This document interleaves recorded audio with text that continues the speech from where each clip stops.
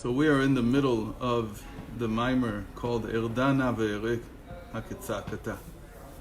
And yesterday we talked about the metaphor of Hashem having eyes. Well, it wasn't actually yesterday. The day before we talked about... What happened yesterday? You couldn't come. My wife needed some help or something. Okay. So we talked about this metaphor of Hashem having eyes, which obviously he doesn't. So what does it mean? So we said that eyes are an example of islabshus, of enclothing. How does that work? So first of all, the eyes themselves are a form of islabshus. They're a form of enclothing. Because the neshama, like we said, in the world of akudim, when everything is in one vessel, so the different faculties of the soul are not perceptive. You can't perceive them. Not been differentiated. Have not yet been differentiated. Once they are differentiated, they're differentiated by there being different organs in the body. And the organ of the eyes, it allows the power of sight of the neshama to enclose itself to be differentiated. So right away we see that the moment that there is enclothement assumes a state of differentiation of many things going on. Okay, so much more than that is the fact that in the ancient world the eyesight was caused by light coming out of the eye. What we see the eyesight as light coming into the eye. We see the opposite. The difference is really not that great, even though it seems that physically, what are they talking about? There's no light that comes out of the eyes. What they meant to say, they didn't know about light as coming in or going out. What they meant to say was that eyesight affected. When you looked at something, you affected. And one of the examples I think he gave it here, is that V'ra'ah Kohen. That the Kohen is the power of healing by looking at something, meaning that looking at something affects it. So to affect is already called hitlabshut. That's an even stronger, a more exact definition of what hitlabshut, what enclothement comes to say in the thought of Chabad, in the thought of Jewish philosophy. It comes to say that you affect something. So here he gave us an example. He said that the light itself, that the light itself of the Ein Sof, of Hashem's infinite revelation, has no midot at all. It has no vessels at all. It cannot be measured at all. Because it cannot be measured, that's another way of saying that it cannot enclose. There's no way for it to enclose, because midah is also the Hebrew word for a beged, for a garment. So you can't measure it. It cannot be differentiated. It cannot be contained in something. In other words, it doesn't affect it. We gave the more modern example of light traveling through space. When it's in space, it doesn't heat anything up. It's only when it hits something that the sun's light will begin to heat something up. So the astronaut has to be in a very good suit, which on the one hand protects him from, negative 100 degrees Celsius in freezing cold conditions in space, but also at the same time, the moment that he comes the moment he's in front of the sun, he heats up tremendously. So the suit also has to protect him from intense heat. In any case, so the same way, we gave another example, that tzedakah, that even though the neshama itself knows about this thing called charity, until it has a body, it cannot affect, it cannot cause charity for the poor person.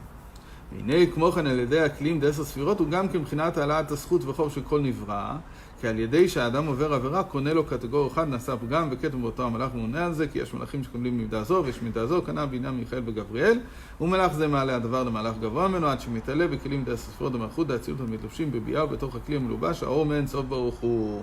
So he says the same thing happens when we talk about enclothement in terms of our aveiras. Again, when you do something wrong, but there's no sense. There's no sense of vessels around you. There's no enclothement around you. So then, let's say that a person thinks something wrong, but he only takes pleasure in thinking about it. He hasn't done anything yet. So he hasn't enclosed himself in the act itself. So this does not cause permanent damage in him. It has some damage, it does do something, but it's not the same type of damage as when he does an actual transgression. Then it begins to propagate up. It's like it returns back up. It becomes Ol Chozer.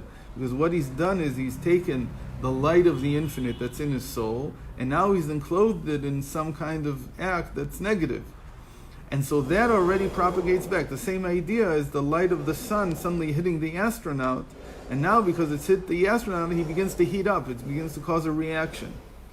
So if you actually do an act, there's an astronaut, there's an enclosement there, there's a physical act that you did, so then it begins to propagate back up and it causes a real blemish. So the description here is that these eyes are the vessels of the 10 sfirot, and the idea is that they're everywhere all the time, and if there's something that a person actually does, it begins to propagate up through these vessels that Hashem created. So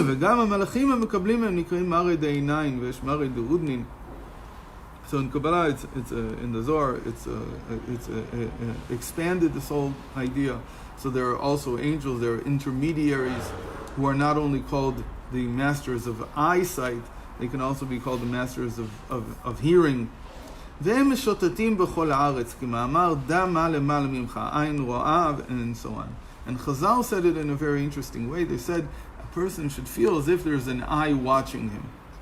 And this is a big deal because Hashem, what he's trying to say is that if there were no vessels, then there would be no such thing as Hashem looking at you to register what you did. He would know what you did, but it wouldn't register. And this discrepancy is huge, because it's saying that in himself Hashem knows all that there is to know, but in terms of there being returning light, a reflected light, a relationship with what he knows, that only occurs if there are vessels, if there is some form of enclosement. And it's a little bit hard for me to now to give the whole theory behind it, but that's one of the big chidushim of Chassidus. It's one of the biggest chidushim, that you can't, that Hashem unto himself, he knows it all, but he's not call it affected by it. Sorry? Expressing. No, he knows it all, but if it cannot express itself in a certain way separately from Hashem, then there's no reflection. There's no returning light. There's no effect going back to Hashem himself. It's as if he knows about it, but he sees through it. It's just not seeing through it. He knows about it completely. It's complete knowledge, but there is no action predicated by this knowledge. There's no change predicated by this knowledge. Okay? ובהם ועל ידם מתעלה הדבר בבחינת האור המלובש בתוכם מאין סוף. And through the vessels, the moment there's this thing called vessels, and these are the eyes that are wandering around the earth, these are the eyes, the angels, whatever they are, all these forms of vessels. It's also in our body, in a certain sense, because our body is a vessel for the soul. So it's providing some kind of feedback back to the source. And through that, the Ein Sof is turned into something that's enclosed. The infinite light of Hashem is enclosed in something. והוא על דרך גלוי וידוע שידיעה זו שבכלים זה 10 ספירות שעל ידי אינם משוטטים מבחינת גלוי וידוע לאור אין סוף ברוך הוא המלובש בכלים כיוון שהאור באמת לאו מכל עינוי מידות הוא כלל אף על פי שמלובש בכלי. So he says this is all known through it's revealed and known thanks to the vessels of the 10 sfirot, because if it wasn't that way, it would only be known, it wouldn't be revealed. The revelation comes from the in the same way that if a person is by himself in his room, he can be stark naked and he's not revealing himself. There's nobody to reveal himself to. The whole idea of revelation begins from enclosement.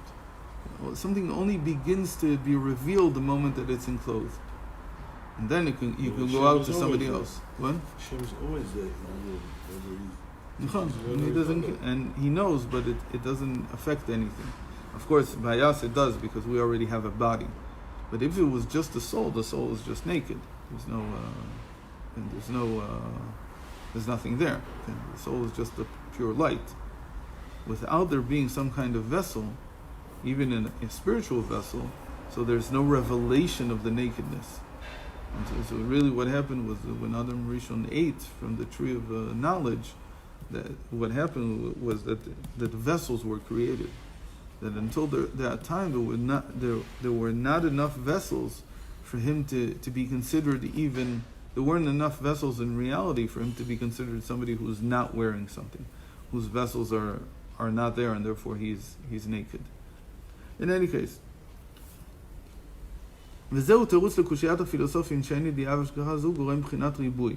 כי ההשגחה על דרך אינה משוטטות הוא על ידי הכלים כנ"ל. אבל הידיעה באינסוף ברוך הוא המלובש בכלים, מה שיודע ורואה מה שאינם משוטטות, הנה ידיעתו יתברך זוהי בבחינת גלוי וידוע. So he says we have to say the two different things. There's how Hashem knows, and there everything is just one. And he knows it in himself because it's part of his being. And then when you talk about, and that's how the philosophers would like things to be, but then the chidush is that there's a world of itlapshut, there's a world of enclosement. And because of enclosement, which is something entirely different, suddenly there's a way for this to register. There's a way for this to cause an effect. There's a way for this to have some kind of impact, as it were, on Hashem, changing how Hashem sees it. So that's what Ashgacha means. Again, for them, it was clear that he couldn't know the multiplicity.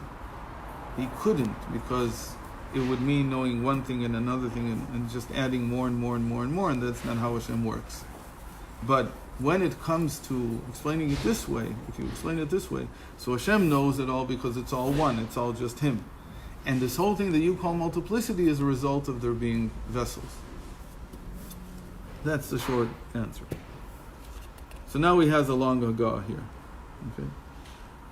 So let's see some of it. Maybe we'll get some of it. Vayem Pardes. So in the Ramak, Shar Aleph Perek Chet, V'Shar Dalet Perek Tet, Minyan Ze, V'Zar Pikudei Reish Nun Bet Amud Aleph. And there it says, V'ile Nenei Hashem Kulu Natalei Ashgechuta. They are what takes the Ashgacha.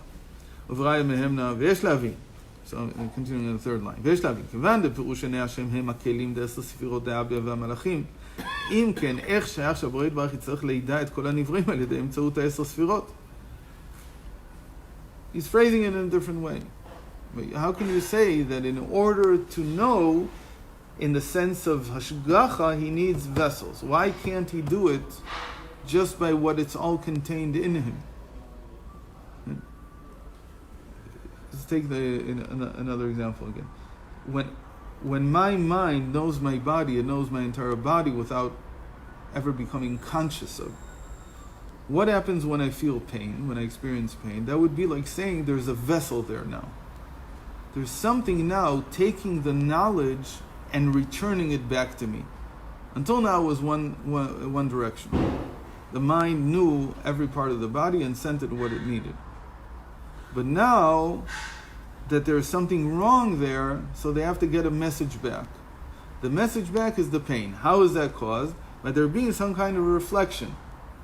Instead of it just being one way, now it's two ways.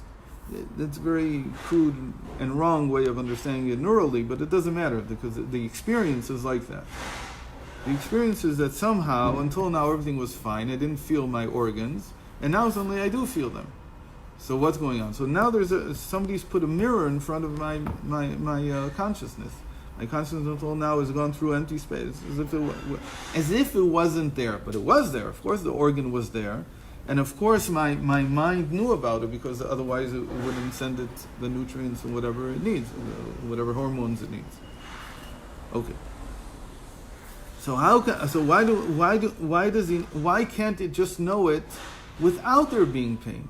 Is it possible for my mind to know to feel my heart if I'm not chas v'shalom having a heart attack, or if my heart isn't pounding very quickly, I have some tachycardia, I don't know, whatever.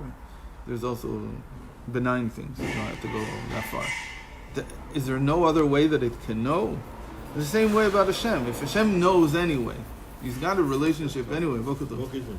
So if He has this relationship, why is that not enough in order to know in the sense of Hashgacha, in the sense of providence? Okay. If He created the ayin, the vessel, of course He has the eyesight. Of course He has the power of sight. So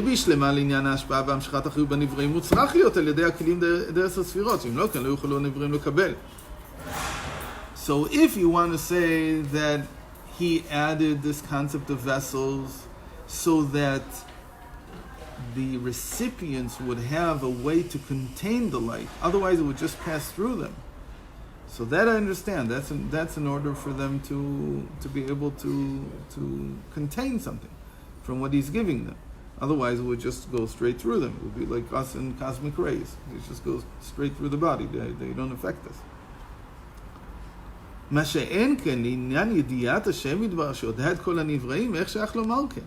But you've been telling me all along that he sees through me anyway. He knows me anyway. So why would He need vessels in order to know?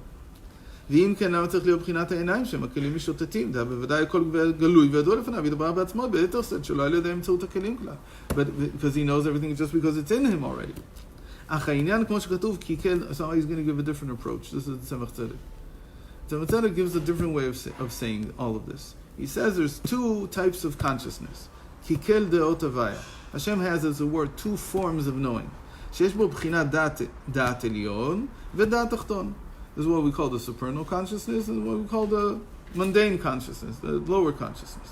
דעת עליון הוא בחינת מקיף וסובב וכל עלמין. היינו כי יש בחינת דעת שיודע ורואה הכל, רק שהדעת הוא בחינת מקיף, דהיינו שאינו מתפשט בעמידות להיות התפעלות מהדבר. So he's basically saying the same thing.